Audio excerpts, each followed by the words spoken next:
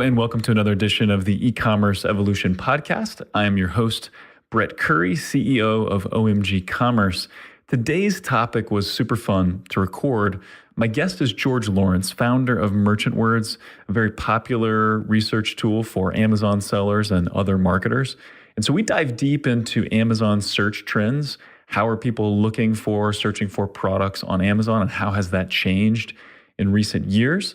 We also talk about some Amazon news and just some Amazon trends in general. We even dive into a few other marketplaces like Walmart.com and Jet.com, and we speculate a little bit and talk about what you might expect from those marketplaces. We talk about interesting ways you can use keyword research data from Amazon, whether that's to launch a new product, to maybe find demand you didn't know existed for your product. And so we get into a lot of good stuff here. I hope you enjoy my interview with George Lawrence. This episode of the E-Commerce Evolution Podcast is brought to you by Zipify and Zipify Pages. If you are on Shopify, you need to check out Zipify Pages. It's an easy-to-use, customizable, drag and drop landing page builder. So now you can take your best marketing ideas, things you learned from the podcast, things you learned from Ezra Firestone, and utilize those in drag and drop fashion using Zipify Pages. Also check out one-click upsells. Visit zipify.com. Well, hello and welcome to another edition of the E-Commerce Evolution Podcast. I'm your host, Brett Curry, and I am really excited about today's episode because the topic applies really to each of us. As we're looking at e-commerce, how to grow our businesses, we're either on Amazon or we're competing against Amazon and or some combination of the two. And so we're talking today with the founder of Merchant Words. We're going to be talking a lot of things Amazon and other marketplace related. We're going to talk about keyword research and search patterns and search behavior on Amazon. So I'm really excited to welcome to the show Mr. George Lawrence. George, how you doing, man? Fantastic. And I'm thrilled to be here. Thank you so much. Yeah, man, I love this topic. You and I were both recently at IRCE, and we kind of passed like ships in the night, I think. I came by your booth. You were busy. I was slammed at our booth, so we didn't actually get to see each other face to face, but got to connect afterwards. And your tool is one that we use as a team. So we have a service where we help merchants with their Amazon advertising. And so I was just talking to our lead specialist, Chris Tyler, before the show. And I'm like, hey, give me your take on Merchant Words. And he was kind of gushing about you a little bit because he loves the tool.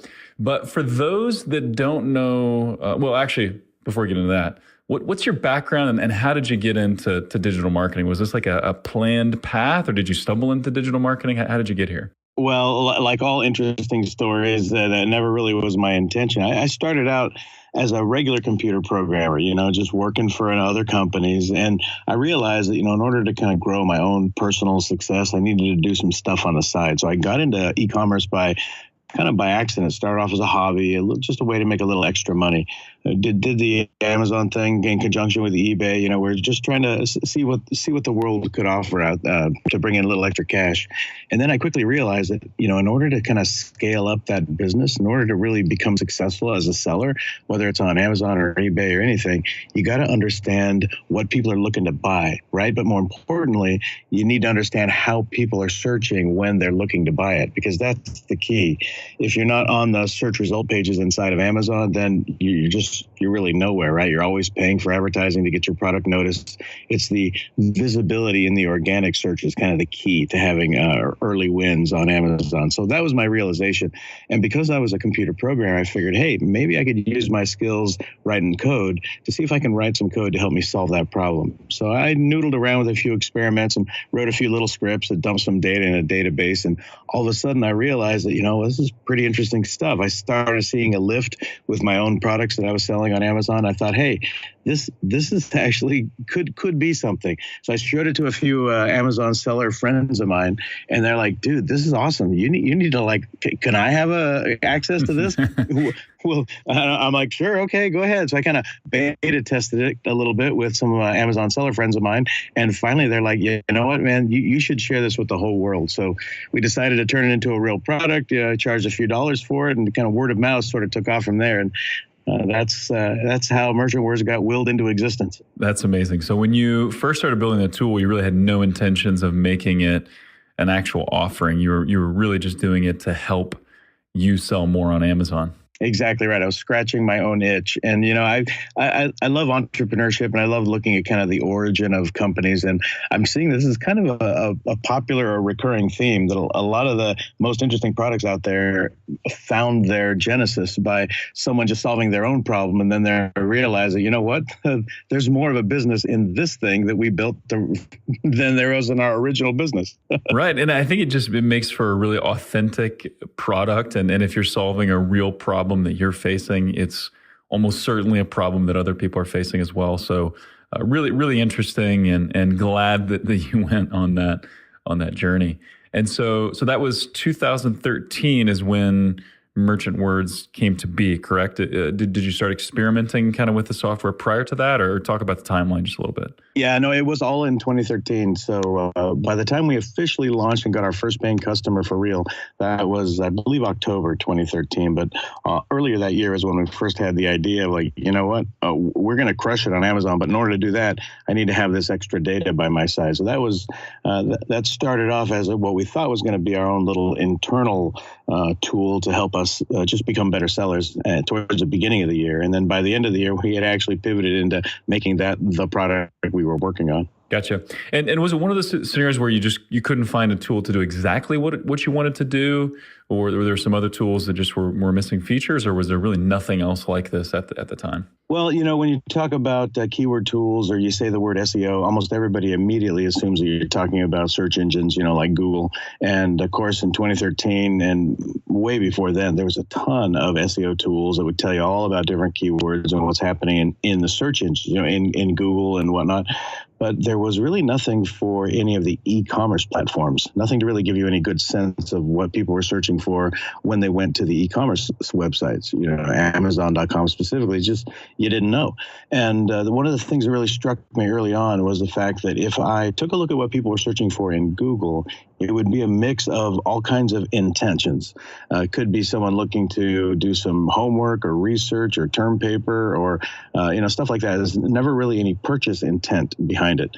And you can imagine that the number of people looking for something for free to download on the internet, those searches all go to Google. And what I really wanted to do, the itch I was trying to scratch, is what could we do specifically inside Amazon, or more generally just an e-commerce environment, to make sure that all of these searches were searches from people looking to buy something. So it was there were plenty of keyword and SEO tools, but nothing really had the purchase intent that I was looking for.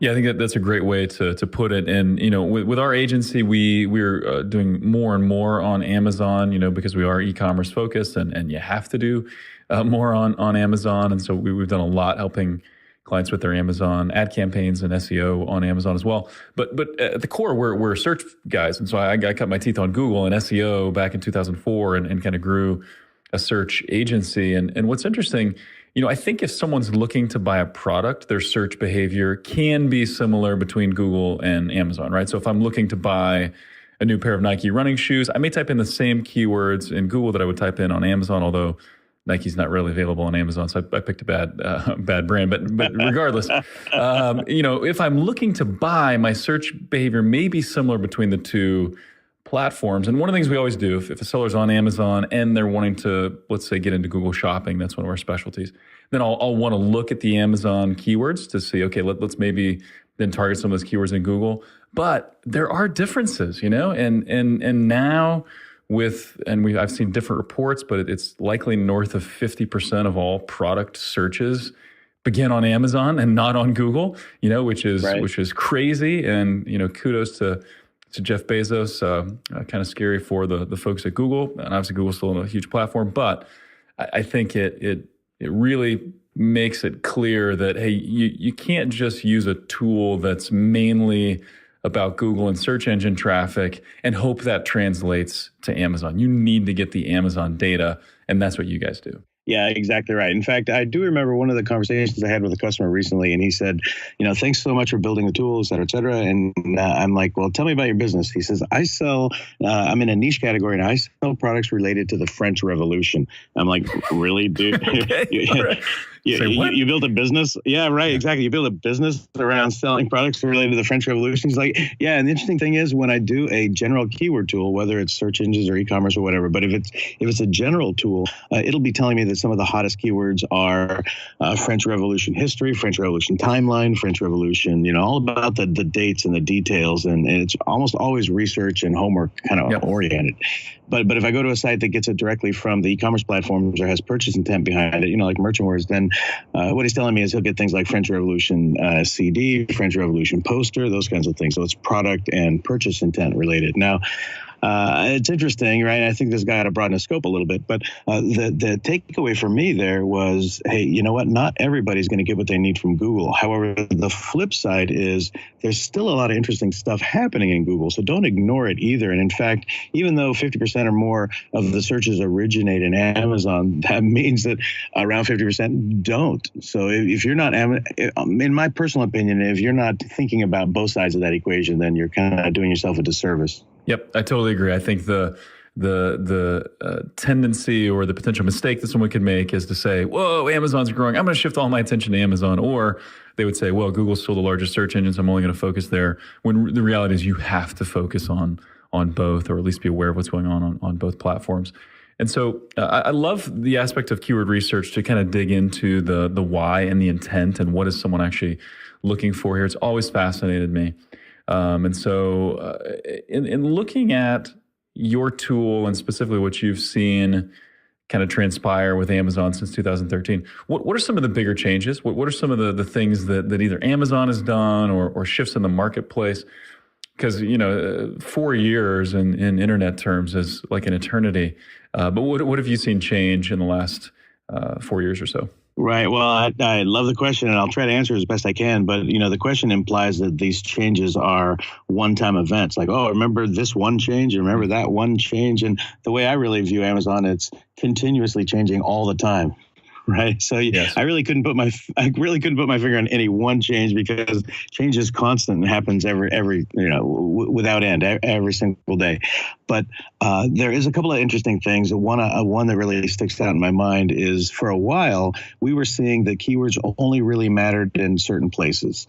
For example, in the description, absolutely keywords counted in the description, and they counted just as strongly in the description as they did in other places. Although the keywords that appear in your title were always the heaviest weighted from the title, and that kind of seemed to be the normal. And all of a sudden, we were starting to see that shift. We discovered that now they were putting a lot of weight on the keywords that would appear in the bullet points. And then we saw that Amazon suddenly started having very little, perhaps no weight on the keywords that were appearing in your description, but they were putting all the weight apart from title on the keywords in the bullet points. And so there was this big shift of people not really optimizing their description, but now started optimizing their bullet points instead. And it was funny because if you look at listings that were kind of around in those days, you would see that many of the sellers would just delete their description entirely, chop up their description into 5 easy chunks, just copy and paste the sentences right in the individual bullet points, and then that's how we saw listings happen in that time. Then a little while later, Amazon decided to change it up a little bit because they didn't like the way people were just migrating the description content into bullet points, and they started weighting words in the descriptions again. And so then we saw this migration of people going back from taking their bullet points and putting it up into the descriptions. So it's funny that it seems to me that we were always chasing exactly what the Amazon algorithm is doing by moving our keywords around from bullet points to descriptions, et cetera.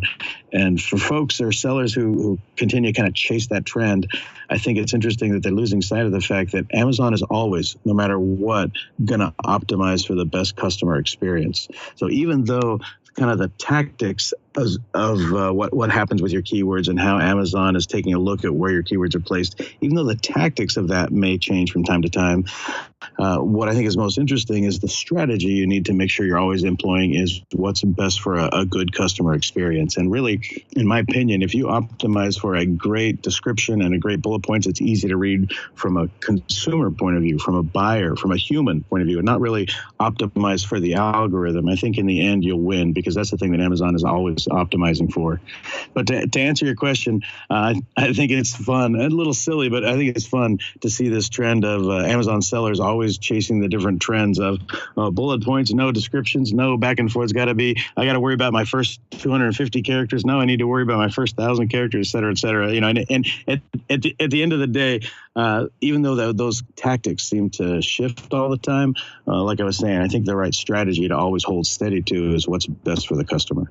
Yeah, and I think there's a tendency, and we see this with Google as well, to maybe oversteer or overcompensate when you hear new news or a new trend or something that one of the platforms is changing. And yeah, I think as long as you know your keyword data and you're clear on that and what customers want, and if you're optimizing to increase your sales volume and sales velocity and things like that, then yeah, you maybe don't need to lurch from one, being too tactically focused and lurching from one proposed trend or supposed trend to the next. Right. So yeah, really, really interesting stuff. So what are some of the mistakes you see? So you're looking at keyword data. You guys help people understand what type of search behavior is going on Amazon and uncover all the data that's there. What kind of mistakes do you see people making when they look at the data?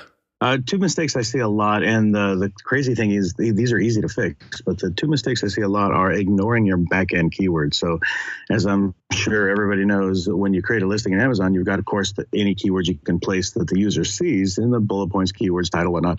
But then, of course, you've got this great opportunity to put some additional keywords in the back end of your listing that the user doesn't see, and that helps inform the Amazon algorithm. And how Amazon processes that and how Amazon looks at that might evolve over time, and we've seen changes to how they're kind of weighting and parsing that data, and that's really interesting. But the biggest mistake I see is people just either ignoring or perhaps not putting enough attention and putting enough content in those back-end keywords to help Amazon's algorithm kind of digest their product. And then the corollary or kind of related problem that I see a lot is people not really updating their listing for either the visible keywords that users can see or those back office keywords that only the Amazon algorithm sees. And it's a shame because, if you continue to stay on top of consumer trends, you'll see that not only are the search behavior constantly shifting, but people are searching in new, unexpected ways all the time. I've heard the statistic on Amazon that, I've heard the statistic on Google that the vast majority of all the searches are searches that have never occurred before. That the newness of the kinds of new searches that are coming down the pike is really interesting. And we've seen the exact same thing on Amazon. Yeah, I'm sure you could probably speak to this a little more than I could, but we see the exact same thing in Amazon where from month to month, we see a lift in the overall number of keywords that people search on, of course, but there's a big churn inside that number. So even though the overall pool of keywords grows, it's interesting that it's constantly shifting. So the two biggest mistakes I see are not leveraging what you can do for keywords, leaving it either empty or not filled out all the way. But then the other one is kind of letting them stay static for too long. You should be changing them. Excellent.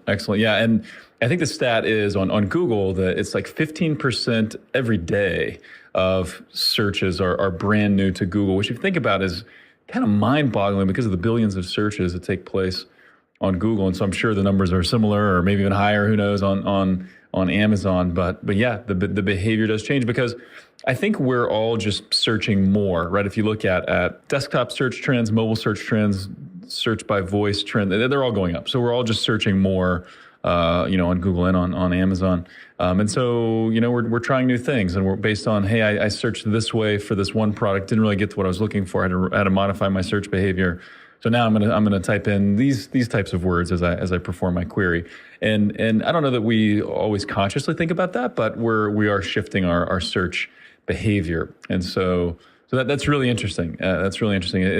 We talked about the dangers of lurching, Amazon wants this, I'm going to rewrite everything and, forget description. I'm going all bullets, so that's a danger. But the other danger is, well, I'm just going to stay steady.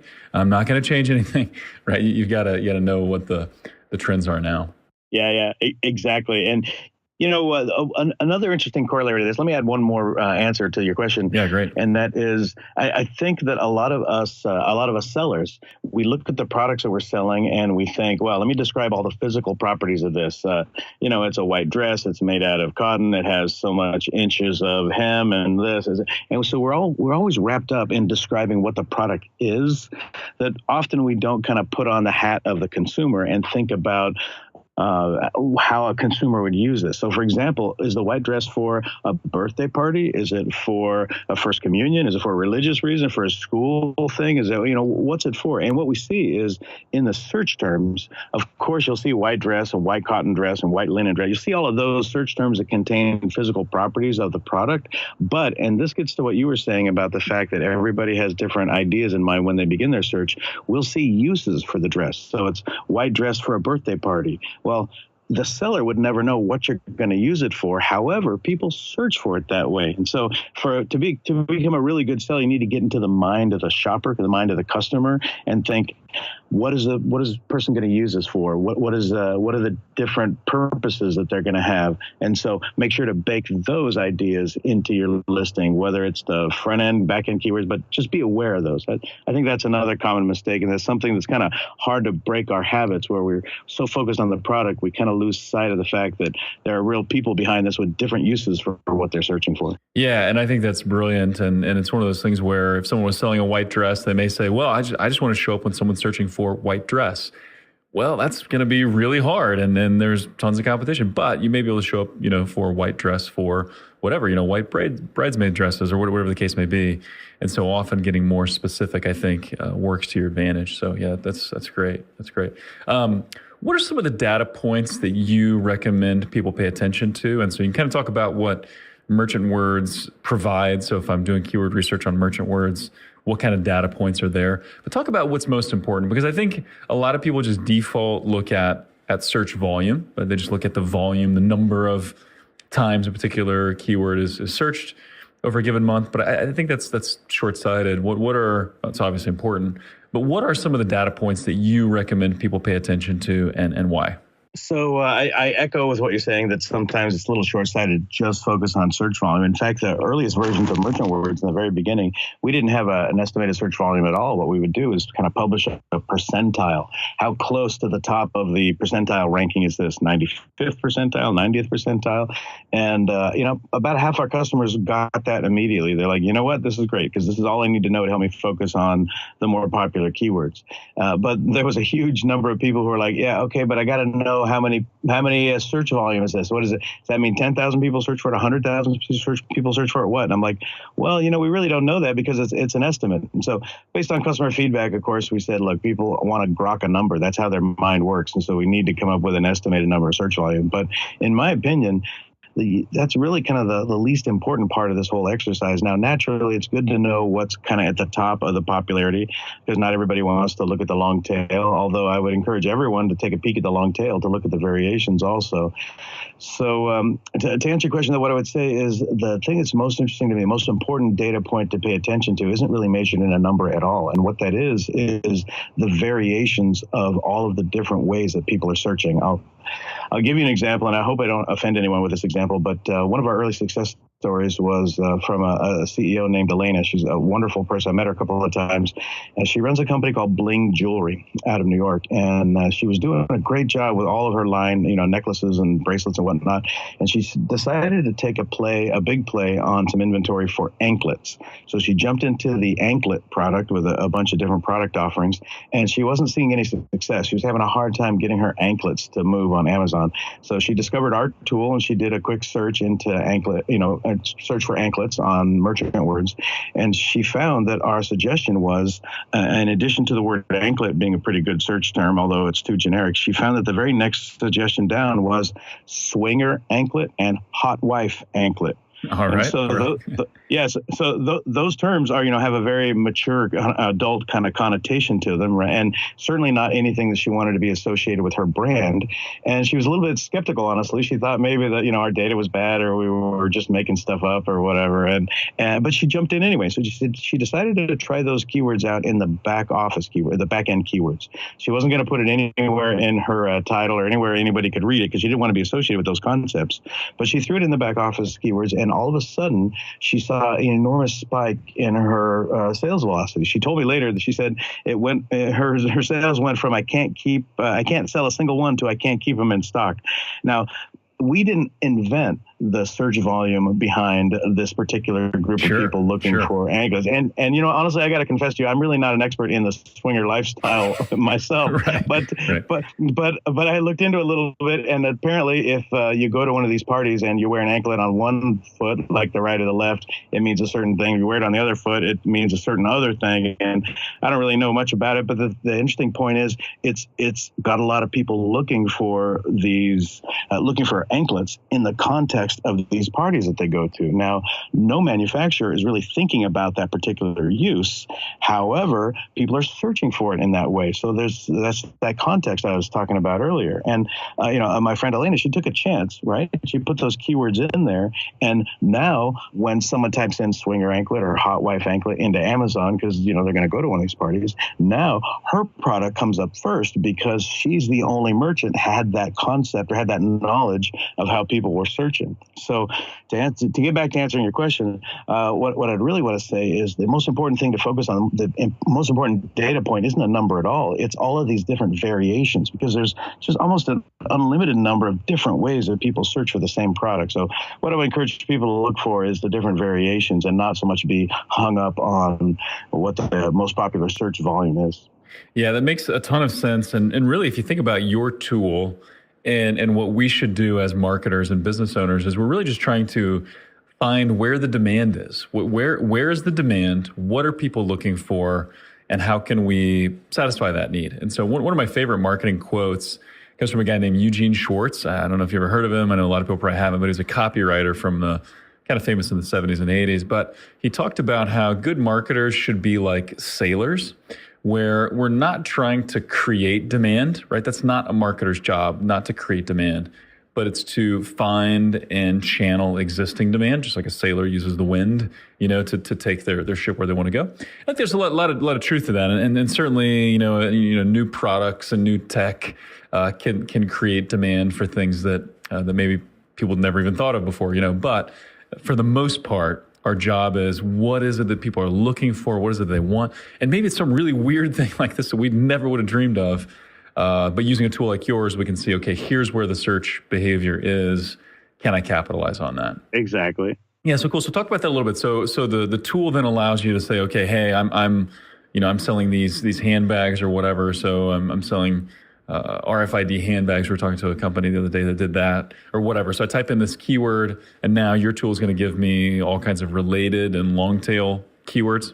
Yeah, exactly right. So, for example, if you start off with a generic or a very general keyword, for example, on a Harry Potter or whatever, something that is going to produce a lot of results in a lot of different categories, you'll see that, you got books, you got movies, you got apparel, you got T-shirts. Across every single category you can think of, there's a Harry Potter product in Amazon. And some of the things you can do immediately to kind of get a little value there is filter down by categories. So you could exclude certain categories. You could focus in on some. The other thing you can do using merchant words is you yourself iterate more specifically by adding more to your search term itself that you're looking for. So instead of just searching for Harry Potter, you could search for Harry Potter books or, Harry Potter movies, et cetera, those kinds of things. The other interesting thing that you could do with our data is as you keep drilling down into it, you can download chunks of it away. A lot of our customers, what they'll do is they'll shuttle stuff over into Excel and then have maybe an assistant or hire a programmer to help them do additional processing to it. And that kind of use case for me is fascinating because we're never going to figure out exactly all the different ways that people want to consume our data. So we have the ability for you to download it as a CSV and whatever additional processing you want to do to it. And that's cool from my point of view because, we're providing the data to you, but I could never figure out in a million years how all of the nuances of your business is run. And we've seen folks who, in fact, this really surprises me. We've seen a lot of our customers who aren't even Amazon sellers at all. But what they do want to do is keep their finger on the pulse of what's happening on Amazon, and that assists them in whatever their particular use case is. Could be content creation, thinking about what blog post to write next, those kinds of things. And, what's interesting for me is that there's almost an unlimited number of ways that you could use the data provided by merchant words. And, we're in the business of providing it to you. And the last thing I want to say, though, is if there's any aspect of our data that needs to be improved, like it's a little bit cumbersome, if you can't search in the way you want to search it, you should probably know that we're always working on new ideas all the time. We don't know exactly when the next new feature set's going to roll out, but we've got a team of programmers working hard to continually roll out new features. But if there's anything that as anybody tries out Merchant Words and they think, you know what, this is not really got all the features I need, please let us know. Give us some feedback. Let us know what features you would like to see, and we'll definitely toss that in the roadmap and get to work on it. It's a sign of a good company right there to iterate, launch, iterate, just keep improving, keep tweaking. And so that's awesome. What are you seeing in terms of, trends in search behavior or just increases in the amount of queries that are taking place? But any interesting trends you're seeing? Because I know you've gone from 40 million of the top Amazon search queries to 70 million or something like that recently. But what trends are you seeing? Yeah, well, definitely the overall number of search terms variations continues to grow, and I don't think that'll ever slow down. Back in 2013, when we first started, we saw 20 million search phrases in our database. And in those early days, that blew me away. I'm like, wow, 20 million different ways to search for things. That's kind of fascinating. And just the other day, I looked and we're at 180 million plus different search variations in our database. So it's clear evidence that there's going to be no slowdown to the fact that people are always going to search in different and surprising and unique ways. But that's certainly one trend that I think is interesting. The other trend is there's so many more e-commerce platforms now that back in the day, really, if it was just Amazon was kind of it. I mean, eBay is sort of its own Wild West thing. But when you're looking at kind of a full-fledged e-commerce solution, everyone would just say, look, let's just go to Amazon and buy that. In fact, Amazon sort of came the default winner, like the way Google won for generic search engines. However, we're seeing now Jet, Walmart, Sears, Newegg, all these other platforms. They're brands that oftentimes started out with their own particular closed ecosystem. Now they've opened themselves up to be an open marketplace. So as one of the trends I think is really interesting is that let's take Newegg, for example. Newegg started off as just selling electronics, right? And then now that they've opened themselves up to be more of a marketplace, same with Sears. Sears started as just an adjunct to their own brick and mortar offering. And now they open themselves up as a marketplace. So you see tons of different products flooding in there. So the number of marketplaces like Amazon that a seller can go to, and by extension, the kinds of products that are offered there and the kinds of searches that we see users performing is just constantly growing. That's mind-boggling. Yeah, and I believe the marketplaces are going to continue to thrive and grow. It's a great experience for the consumer, and then also it's usually very, very profitable for the marketplace as well. And so speaking of marketplaces, I know two additional marketplaces you guys are involved with that are also extremely hot right now, getting a lot of the news and attention and buzz, other than Amazon, would be Walmart and Jet.com. Both are relatively new. Our feedback from our merchants that we work with, our clients that are on those platforms is, they're seeing growth, they're seeing good things, nowhere near the volume of Amazon, but they're seeing good things. So they're new, not a lot of data out there. But what are you guys seeing with Walmart and Jet right now? Well, we're keeping an eye on Walmart and Jet and the other marketplaces, of course. I don't have anything specific to announce, but we're hoping to have a version of Merchant Words give you some insight into the keyword searches happening on Walmart and Jet. So look for that coming eventually. I'd love to be able to tell you we're launching that next week, but we're not quite there. Although we are looking at the data, and it's interesting stuff. The thing that really kind of makes me excited about this is once we have a rich set of Walmart and Jet data to take a look at, then we'll be able to spot specific trends like these products are more popular here than they are there. These products are trending up over in this location than they are in that location. And one of the things that I've asked my data science team to begin looking at, even though, like I said, the data that's coming into our data warehouse is preliminary, but I've had the data science team begin looking at this. I've heard from some of our customers that they're a little bit hesitant to take their products into the Walmart online marketplace because they're a little bit concerned about kind of the association, if you would, being associated with sort of a discount retailer. And, there's websites like the People of Walmart and whatnot that give it a certain, I can't really put my finger on it. They don't want to be associated with like a discount retailer. Yeah. They feel like it could devalue their brand in some way. Yeah, exactly. And so the interesting analysis that we're going to begin doing is, do we see that because Walmart is an open marketplace and not just a discount retailer anymore, but because it's an open marketplace, are we seeing more and more brands come into that marketplace and now have their brands being sold underneath the Walmart.com moniker that wouldn't necessarily otherwise be found in the brick and mortar store. And that's an interesting analysis that we've begun. I'm hoping to be able to publish the results of that soon. But Walmart having this brick and mortar equivalent that maybe not be as savory as some brands want. That's an interesting research angle. The other thing, of course, is Jet.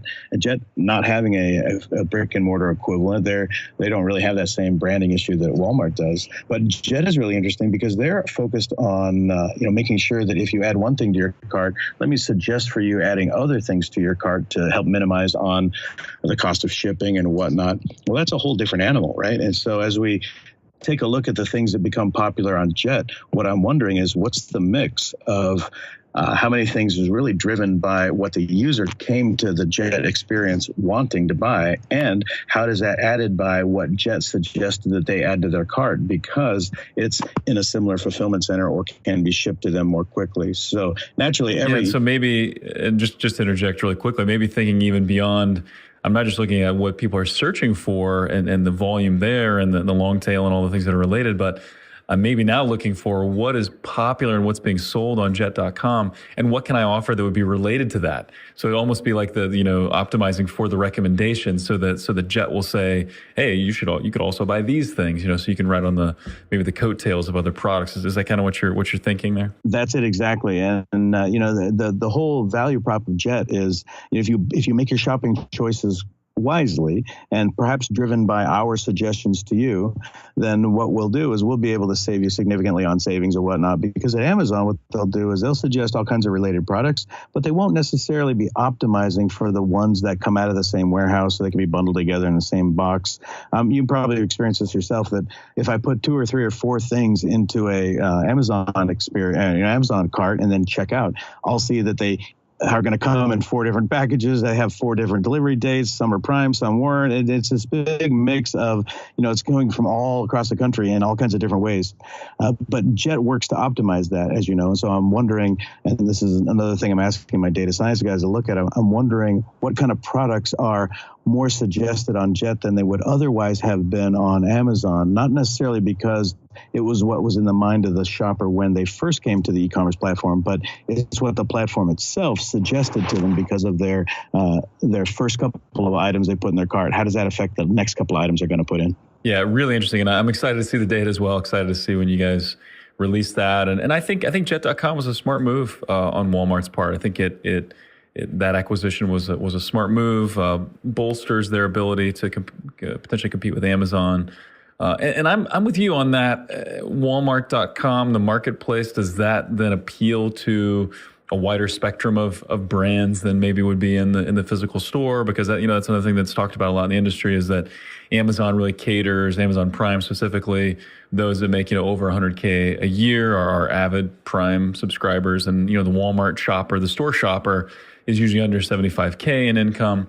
So it'll be really interesting to see, the Walmart.com shopper, is it a blend? Is it somewhere in the middle? Is it a little bit of both? I could see that over time that brand, that stigma may not be there on Walmart.com. We'll just have to wait and see how that plays out. But Right. And me personally, I don't have any problem shopping in a physical Walmart. Every now and then you see something that you might not have seen if you had walked into a Cartier in Beverly Hills. It's good for entertainment, man. It's good for entertainment, if nothing else. Yeah. No, but I don't mind it at all. But I do find myself shopping on Walmart.com more than I would have thought that I would have. So it's interesting that my personal behavior is just because I have a preference for shopping online and a kind of a personal dislike for any brick and mortar store. Right. I find myself shopping on Walmart.com way more than I do walking into a Walmart store. Yeah. We have a lot of kids, so my wife is she'll shop wherever we can get a good deal. So we're the same way. But I think that the thing that Walmart will have going for it, and Walmart.com specifically, is that even for people that say, oh, I don't like Walmart, I don't want to be associated with people that shop at Walmart, it's still, that Walmart's going to take care of you, right? They're going to return stuff. The experience is going to be good from a customer service standpoint. Maybe not finding like expert help on a complex product, that you don't get at Walmart, but that, hey, it's going to be shipped. It's going to be, they're going to take care of any issues. So there's going to be a trust factor, I think, with with Walmart.com, which could help them as well. So yeah, really going to be interesting to see how this plays out in the coming months. Yep, totally agree. Any other trends that you're seeing in terms of keyword data and the way people are searching, or do you see things like the Alexa devices or voice search? Is that changing anything, or do you have insight into those areas at all? Yeah, well, I got to tell you, I'll answer your question in just a second, I promise. But I love these stories I hear where, like the toddler, can barely talk, says, "Mommy, I want you to buy me a dollhouse," and then all of a sudden the Alexa says, "I've just now checked out with a dollhouse in your shopping cart." But my favorite part of that story is that story in and of itself is enough to be newsworthy, and so there'll be a report on the news describing that, and then the news anchor said, "Can you believe that all these people bought Alexas just because their daughter said, 'Alexa, buy me a dollhouse'?" And now thousands of people who had their TV onto that news channel now have dollhouses in their shopping carts because their Alexas were listening to it. And so it's brilliant. Jeff Bezos strikes again. Well, I don't think he woke up in the morning and said, "Hey, I have a great idea how to sell more dollhouses. Listen to this." Strategy. Yeah, exactly.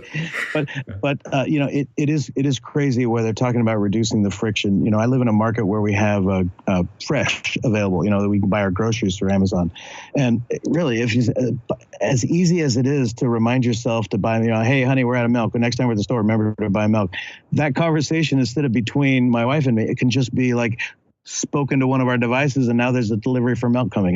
It's creepy. It was a little bit creepy, but it's mostly cool, and I love it. So this gets back to the idea of whatever is easier for the consumer, the marketplaces are going to optimize for. And that Amazon is always, what do they bill themselves as the world's most customer-centric company? But Amazon, you were mentioning Walmart, they're always going to optimize for what's easiest for the customer. And, our job as sellers on these platforms is to understand that and figure out how to bring the best product at the best price and describe it with the best keywords to kind of help the marketplaces execute on that vision. So one of the things that we're working on, again, I hate to keep talking about all the things we're going to do, because if it winds up that we don't release it in time, I'm going to seem like a jerk, and I don't want to seem like a jerk. But one of the things that our data science guys are actually working on right now is that when we take a look at the keyword data, Amazon does what they call Amazon choice. And for every keyword, whether you speak it out loud into a device or whether you type it with your fingers into the interface, for every search term, spoken or typed, they will have one of the products that they consider to be the best choice, that if you had to buy it without any further instruction, that would be the one they choose for you. Very interesting. That's really right. The Amazon Choice Program is fascinating to me because as I do a search on my laptop and I type in a search term, I'll see that it's like a little kind of a badge next to the product. And the one badge next to the product will be like, oh, so if I said that term into my Alexa and asked it to buy it, that's the thing they would send to me. And, most of the time they get it right. I think, yeah, that is the one I would want. So good for you, Amazon. But every now and then I'm like, oh, no way, I wouldn't want that one. I'd want the other one. Right. But for us as, whether you'd think of it as a keyword, someone who needs to optimize our keywords, or someone who's ideating on a new product, or someone who's just, like in my case, building the software to help sellers make sense of all this. It's fascinating to me that we're always evolving. We're always adapting to what's going on. So in the early days of Amazon, you were worried about, what's my position in the search result page and what keywords are people searching for. Now we have to think about which is my product the default search result for anybody speaking keywords into an Alexa. This is that's a new wrinkle that if I could go back in time a few years, I don't think any seller would be thinking about. Who would have predicted that? Yeah. Yeah. And in fact, maybe a lot of us sellers aren't really thinking about it now, but that's another wrinkle that, never mind the physical search result page in a browser. Are you on the I'm using air quotes now in the air. Are you on the quote unquote search result page in an Alexa? And on the search result page there's only one item on the search result page. Right. Yeah. And I don't know how much you know about the Amazon Choice Program, and maybe they keep it kind of hush-hush, but I'm assuming that's got to be a combination of relevance, obviously, so your normal optimization, but product reviews, maybe return rate, things like that, sales velocity. I'm sure those other factors really play in heavily to the fact of whether you're the Amazon choice or not. Do you know what all the factors are that Amazon weighs for the choice program? I wish I did. If I knew, I would happily describe it to you. Of course, I don't. But even if I did, I'm not sure my knowledge would be worth a whole heck of a lot because they're always noodling around with that anyway. So who knows? Except I just always refer back to the thing that's always in the back of my mind, and that is Amazon, whether it comes to their algorithm or any of their programs, are always going to do what creates the best experience for the customer. Yep. Awesome. Well, George, this has been phenomenal. Really, really interesting. We could go on and on about this stuff, and I would actually enjoy that. That would be fun.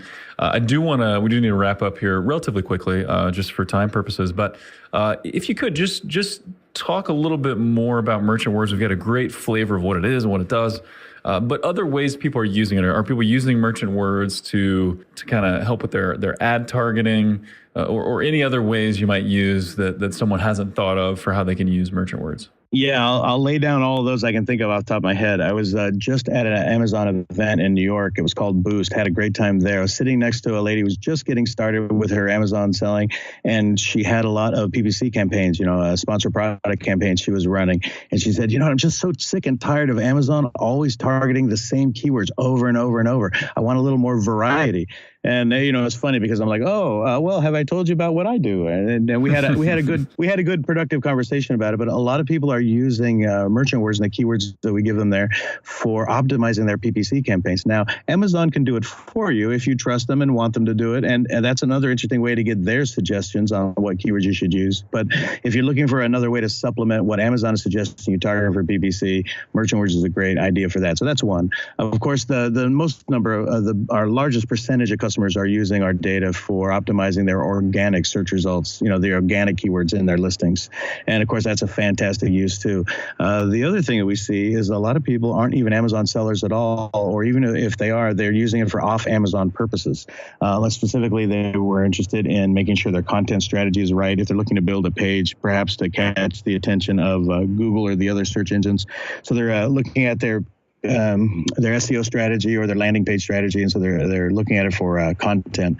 That's another interesting idea. And then my favorite use of that we see people use our data for is product ideation in the first place. So a lot of people will say, you know what, I'm not 100% sure exactly what product I want to bring, but I want to see what kind of demand is out there, and more specifically, what are the variations in all the things that people are searching for, and that will help me kind of define what products I'm going to be interested in possibly inventing that have never been invented before, or sourcing if I have if I want to go into a private label offering of something that I'm going to sell, but it's an enhancement of something that exists already, I might spin up my own private label brand of it. So it runs across the board. People with an existing product they need optimized or paid or organic, or people that don't even have a product, but they just want to do better customer outreach with what's in the mind of a customer. We see all those different uses for our data. I love it. And that is makes a ton of sense, whether it's your first foray into creating a product, or maybe you're just looking at line extension or brand extension. What's going to be the next product we release? This data is critical to be able to do that. So fantastic. Well, if someone is listening and they're saying, man, I've got to learn more about Merchant Words, for those that haven't already connected with you or aren't already using the tool, how can they find out more about Merchant Words and potentially get started? Sure. So merchantwords.com is the place you want to go. At the bottom of every page at merchantwords.com, everywhere, homepage and any other page you go to, there's a big green help button. Just scroll down to the bottom of any page, click on the help button, send us a message. It'll go straight to our team of customer support guys. And then once they have a look at it, if you want to chat with me, just ask them to connect you to me. Be happy to chat with you personally. Maybe just have an email exchange, whatever it is. But our customer service folks can help you. I'll be happy to help you personally if you ask them to connect you to me. And give us a shot, man. If you've never heard of Merchant Words, you've never seen our data, I'd love to have it try us out. We're not a whole lot of money. We're just a few bucks a month. And if you love us, we'll be happy to. We're never going to raise your rate. We'll keep it just a few dollars a month. And if you don't like us, that's okay too. I mean, I wish you would. But if you don't like us or we're not for you, that's fine. We'll be happy to refund your money. There's no commitment. You can cancel anytime. So please check us out. Please connect with our customer service folks. Have them connect you to me. If you have any questions for me, I'd be happy to reach out and chat with you. Very cool. And that's a really unique offer, and I love it. The opportunity to connect with the founder if you choose to do that. That's pretty cool. And like I mentioned, this is one of the tools that we use all the time for our Amazon services team, and so highly recommend Merchant Words. So George Lawrence, man, you rocked it today. This was a ton of fun. Thanks again for coming on. It was my pleasure, Brett. Thank you. Yeah, absolutely. And so as always, let us know what you'd like to hear more of or less of. Leave us a review on iTunes if you feel so inclined, and give George a shout out for the awesome info he provided today. And with that, thank you for tuning in.